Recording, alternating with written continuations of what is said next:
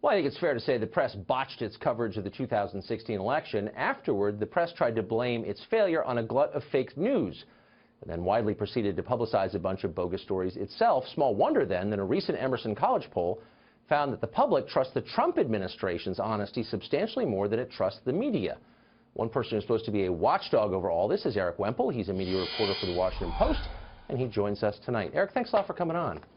Pleasure. So, I'm in the media, I read your column, I read the Washington Post, I read it most of my life, and in the past couple of months I've seen a lot of stories, including some from you, accusing people of basically carrying water for the Russian government, and that's the Russian government's in the news today. So I thought I would ask you about something I've wondered about for a long time, which is that the Washington Post, for years, many years, has literally carried paid propaganda from the Russian government, a section called Russia Behind the Headlines. It looks like newsprint. It's designed to fool readers into thinking it's real. And it's pure propaganda paid for, distributed by the Russian government with stories like, you know, we're doing a great job in Crimea. Why have you never written about that? How can you attack others when you don't know that your own paper makes money from taking propaganda from the Russian government? You know, I think that's a really good question. I wish you had told me you wanted to talk about this, but no, those inserts are interesting. I mean, they are. But why didn't you write about them? That's a good question. I think, you know, I got a lot to write about, but I am interested in that topic, and I appreciate you bringing it up. But it's your own paper. But hold on. I mean, you cover the media. I do cover the media. I'm just interested. I do cover the media. And I believe there are several newspapers that do run these inserts. I think China has one as well. Right, that's right. They are what's known as native advertising, where there are signs to the reader that this is not your approved journalism. And I do think that people, subscribers to the Washington Post and the New York Times and other places that run these things, can differentiate between the news that is in the paper proper and the news that is in the Russia, China, so on and so forth insert. That's really your answer? Because they're well, I would say two things. One, I remember a very famous piece that you did attacking Politico for running native advertising, Mike Allen in particular, and you were all spun up into moral outrage over native advertising. And you never noted, again, that the Russian government is printing something in your paper designed to fool people, filled with the crudest kind of propaganda, but you didn't even notice it somehow. But I'm not surprised, because in case after case you fail to cover your own paper running fake or misleading things. And I'll just give you a couple of examples in case you didn't see them. On February 14th, hold on, Mr. Carlson, I need to back you up there on that, back up there on that premise. The thing that I wrote about Mike Allen was a different case altogether. It was a headline that said native advertising pioneer. That was a cheeky way of saying that he was folding endorsements of companies and so on and so forth into the very text of his newsletter. There was no attempt whatsoever to differentiate that from advertising. They had sponsors in that newsletter, and so I reject the premise 100%. But, you know, But you still can't answer why your paper intentionally tries to fool readers into believing that Russian propaganda is news and that you haven't bothered to cover it. And your job is to cover the media. I think that's what it says in your column. But again, February 4th, your paper reports that Steve Bannon, it is true, Steve Bannon drives over to the Department of Homeland Security to advocate for Trump's executive orders. The story turns out to be totally false. It didn't happen. And by the way, your reporters never even called the White House to ask. That's fine. We all make mistakes. You didn't cover it. You didn't cover on January 26th when the State Department fired its entire management team, so said your headline. The story turned out to be totally a crock. You didn't cover that. Why don't you cover your own paper's shortcomings is the question. I think you missed something, Mr. Carlson. Would you look back, I believe it was in January as well, the Post reported something that wasn't quite straight about, I believe it was a power plant up in Vermont. I wrote a very hard-hitting piece about that situation. And if you go back... No, you didn't. I read the piece. You want to read what you read? What you wrote? By the way, two of your reporters reported that the Russian government had broken into and hacked the U.S. electricity grid. They were wrong. You said they were wrong. You never bothered to talk to your own reporters, presumably in the same newsroom that you're in. And here's how you ended the piece. Did you not read my post on that matter?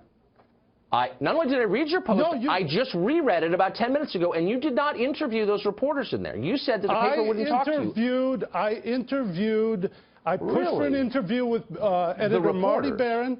Look, the story What about the reporters who wrote the piece? critical of the Washington Post, and I would note. Was it?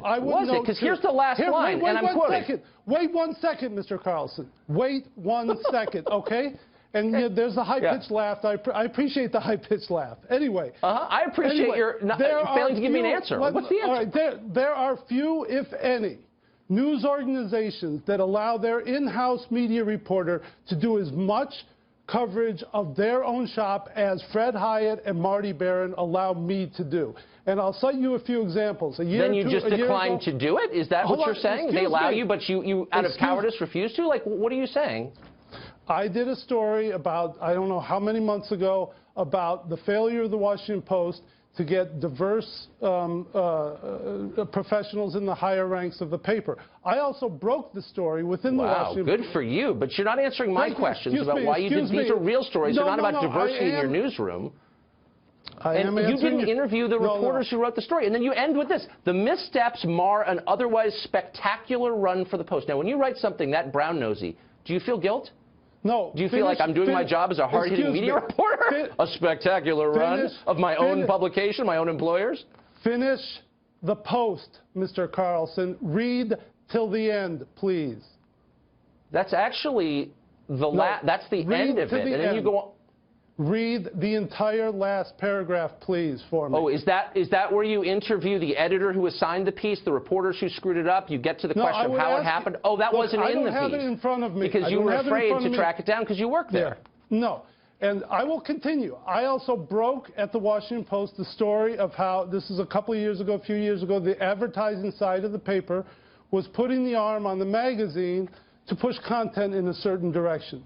Was it Russian propaganda? Oh, you missed that story. Well, you're quite the sleuth, aren't you? It's actually in the paper when you open it up in the middle of it. Mr. Carlson, did you do anything on Bret Baier's report that there would be an FBI investigation related to the Clinton Foundation? What did you say? No, but I think that you did. Actually, Eric, I think that you did. Let me talk. I'm not the self-described media reporter. No, let me talk. I don't cover the media. You do. Oh, yeah. Well, you cover media every single day. I watch you. Everybody on Fox News covers the media. No, I think that's your job, Eric. Of Fox News. Listen, Mr. Carlson, I want to ask you. Well, you would know because you're a little obsessive about Fox News, I notice. You've covered Fox News in the last 10 months 23 times more than MSNBC. And look, you've got a political agenda. You're a lefty. You're angry about politics. I get it. But here's my question to you. Does Jeff Bezos, who owns your paper, does Marty Baron, who edits it, do they ever call you and say, good job, Eric. You're doing a real good job as a media critic. Do they ever tell you? I'm just a sincere question. Do they ever say that to you? Let me finish with an earlier point that you just seemed to steamroll me on. But what did you say when Bret Baier reported falsely that there would be an FBI indictment, there would be a federal indictment related to the Clinton Foundation 1 week before the election against Donald Trump? Yeah. What did you say about that? As a media reporter, we'll have to go back to the tape. So you're saying, look, Eric, look, I get it. You can't answer the question. So you're saying that I somehow have an obligation to be a media reporter, but I'm not a media reporter, and you are. And you get a lot of mileage out of it. I'm Mr. Media Reporter. I'm brave. They give me all this rope, and I can do whatever I want. But you don't. And instead, you single-mindedly pursue your political agenda. And my question is, please answer it. Does the owner of your paper, Jeff Bezos, who runs Amazon, does he ever call you and say, good job? Or does Marty Baron ever say, you're doing what we want you to do? Are you acting on their instruction? Do they notice what you're doing? What do they think of it? My direct boss is Fred Hyatt. I do not. Does he say, good job, Erik Wemple? Like, really insightful. Does he ever say that? I'm wondering. I wouldn't quote him as that, and I don't appreciate the puerile angle of inquiry here. It's not puerile, it's sincere, because I don't see you as a media critic. I see you as a political hack acting out his political beliefs on paper with the cover of media criticism. I'm just a media critic. And everyone who reads you knows that. And I'm wondering, do your editors know that? Do they read it and say, you're really covering the media straight? Do they think that? I believe I do cover the media straight. Today, for example, did you see what I wrote today? I questioned the New York Times as to how they gave a public account of a reporter. Look. Oh, you questioned your competitor. That's very brave. But do you ever question yourself? Do you ever question your own paper? Carlson, I don't think you do very much. I will put the Washington Post, into the freedom that I have and the times that I have criticized my own paper against anyone in this industry. Okay? Okay. I'm starting to feel bad for you. Look, the point is just actually, you have the freedom, and I think it's great. You should just use it to do something useful, like reporting on Russian propaganda in your own paper. We're out of time. Eric, it's great to see you. Thanks a lot for coming on. And of course, I hope you'll come back.